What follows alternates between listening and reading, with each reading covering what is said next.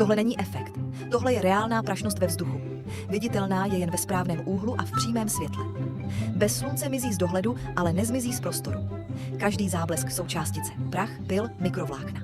PM2,5, velmi jemné částice, mohou zůstávat ve vzduchu dlouhou dobu, od desítek minut až po hodiny. Nejsou staticky zavěšené, ale neustále se pohybují v proudění vzduchu. Při chůzi, otevírání dveří, úklidu nebo i dýchání v blízkosti povrchu dochází k opětovnému víření prachu, resuspension, ale to se výrazněji týká větších částic, PM10 a usazeného prachu. PM2,5 se spíše chová jako aerosol a zůstává rozptýlený v ovzduší. Podle Světová zdravotnická organizace patří tyto částice mezi hlavní rizika pro dýchací systém. A podle Český hydrometeorologický ústav se jejich koncentrace mění podle počasí, sucho, vítr, inverze. Stačí se podívat na mapu kvality ovzduší. I když prostor vypadá čistě, data říkají něco jiného.